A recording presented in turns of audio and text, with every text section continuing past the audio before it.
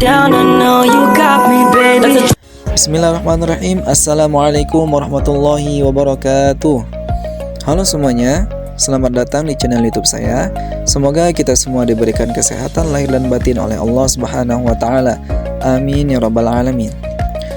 Oke teman-teman, pada kesempatan kali ini saya akan membahas tentang jenis-jenis zakat, yang mana pembahasan ini merupakan salah satu materi pelajaran pendidikan agama Islam dan budi pekerti di kelas 10 SMA atau di MA. Sebelum membahas lebih lanjut, mari kita ketahui apa definisi zakat terlebih dahulu. Mengutip dari laman web baznas.go.id, menurut buku fikih sunnah yang ditulis oleh Said Sabiq, zakat berasal dari bahasa Arab yang merupakan bentuk kata dari zaka, berarti suci, baik, berkah, tumbuh, dan berkembang. Secara istilah disebutkan dalam kitab Al-Hawi, Al-Mawardi menjelaskan bahwa zakat adalah dengan nama pengambilan tertentu dari harta tertentu menurut sifat-sifat tertentu dan untuk diberikan kepada golongan tertentu. Orang yang menunaikan zakat ini disebut muzaki, dan orang yang menerima zakat ini disebut mustahik. Sedangkan menurut Peraturan Menteri Agama Nomor 52 Tahun 2014, zakat adalah harta yang wajib dikeluarkan oleh seorang muslim atau badan usaha yang dimiliki oleh orang Islam untuk diberikan kepada yang berhak menerimanya sesuai dengan syariat Islam. Adapun dalil zakat terdapat pada Quran surah Al-Baqarah ayat 43 yang berbunyi, A'udzu billahi minasyaitonir rajim. Bismillahirrahmanirrahim. Wa aqimus salata wa atuz zakah warka'u ma'ar raki'in. Yang artinya, dan tegakkanlah salat, tunaikanlah zakat, dan rukuklah beserta orang-orang yang rukuk. Jadi teman-teman sekalian, dalam ayat ini, menurut tafsir tahlili yang dikemukakan oleh Kemenag RI, Allah memerintahkan Bani Israel agar melaksanakan sholat sesuai dengan syariat yang dibawa Nabi Musa alaihissalam, kemudian menunaikan zakat dan rukuk bersama orang yang rukuk, dengan maksud agar mereka masuk Islam dan melaksanakan sholat berjamaah seperti halnya kaum muslimin. Walaupun perintah ini ditujukan kepada Bani Israel pada zaman Nabi Musa, akan tetapi Allah memperlihatkan penyandingan kata zakat dengan sholat yang didahului dengan kalimat wa aqimu adalah suatu hal yang wajib dilaksanakan oleh kaum muslimin.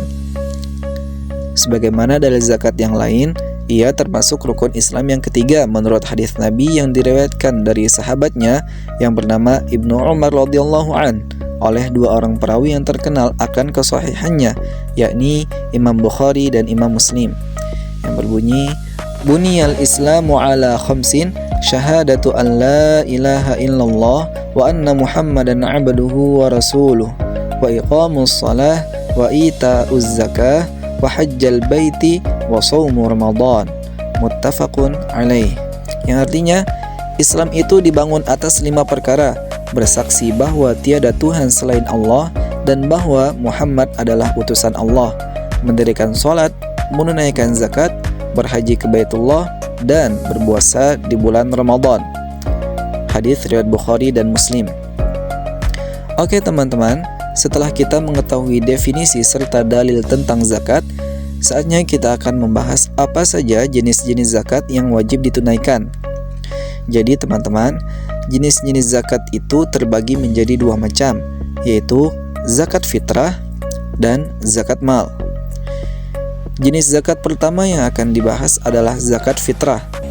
Zakat fitrah adalah zakat yang wajib dikeluarkan seorang muslim menjelang Idul Fitri pada bulan suci Ramadan.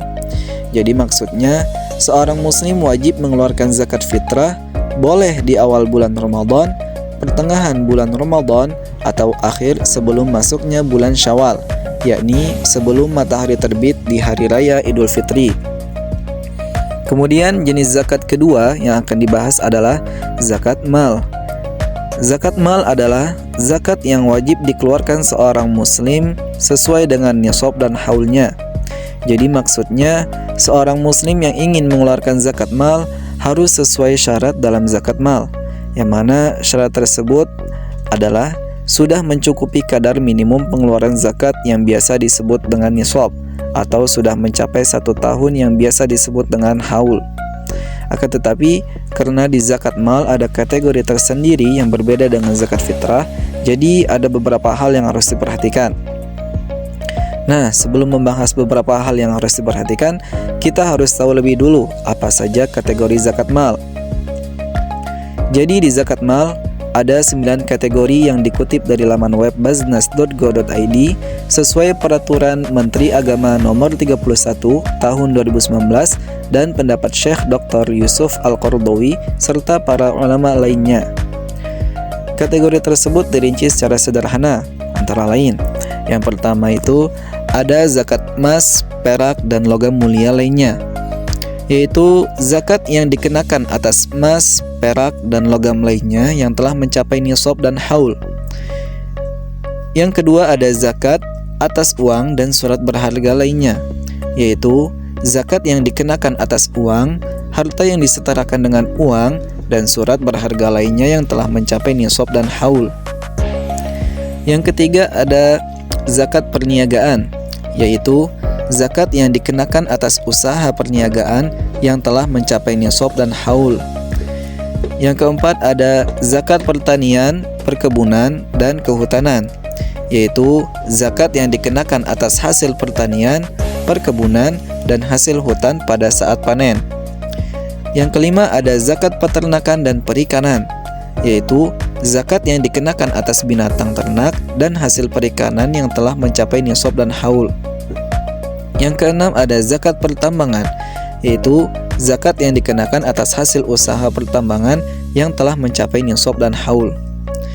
Yang ketujuh ada zakat perindustrian, yaitu zakat atas usaha yang bergerak dalam bidang produksi barang dan jasa. Yang kedelapan ada zakat pendapatan dan jasa, yaitu zakat yang dikeluarkan dari penghasilan yang diperoleh dari hasil profesi pada saat menerima pembayaran. Zakat ini dikenal juga sebagai zakat profesi atau zakat penghasilan. Yang terakhir, yaitu kesembilan, ada zakat rikaz, yaitu zakat yang dikenakan atas harta temuan, di mana kadar zakatnya adalah 20% atau 1/5. Nah, jadi kesemua kategori tersebut merupakan bentuk dari zakat mal yang harus mencapai nisab dan haulnya.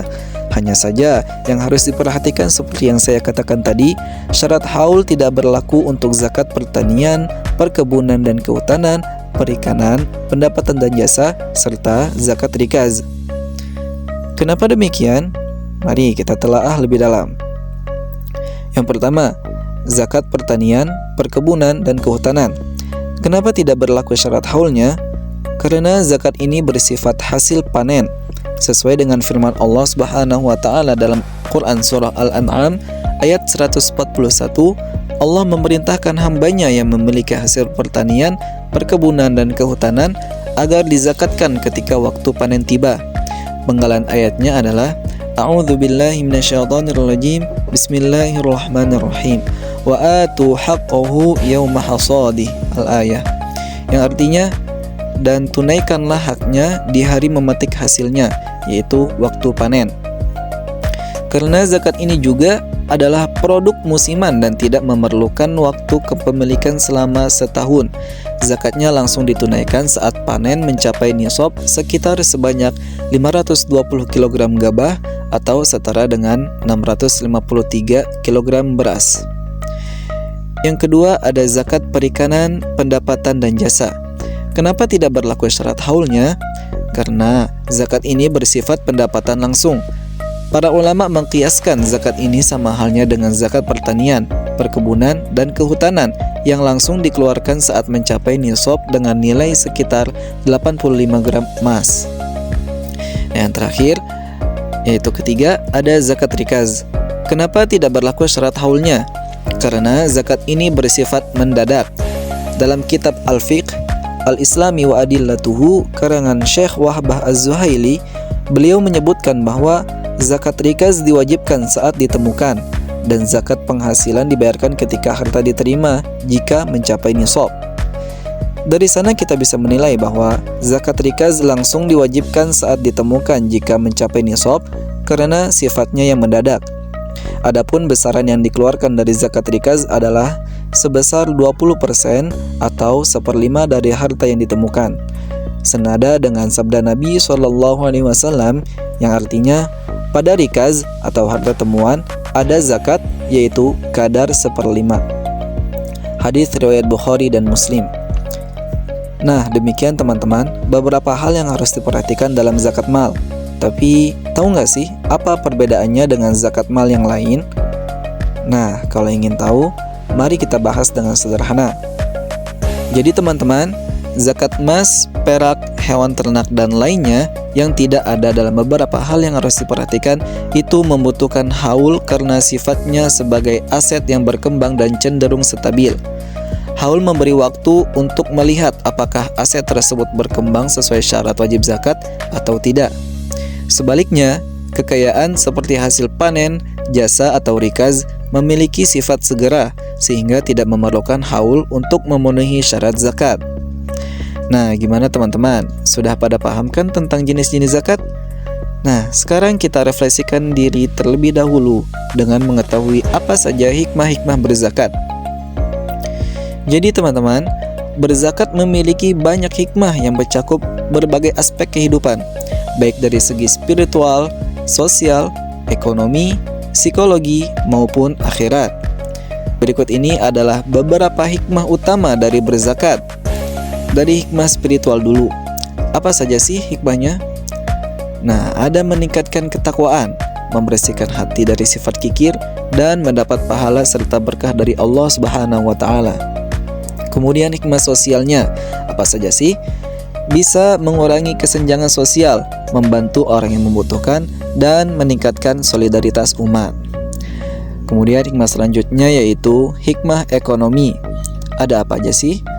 Yaitu dapat menstabilkan ekonomi, menggerakkan sektor produktif, dan meningkatkan keberkahan harta.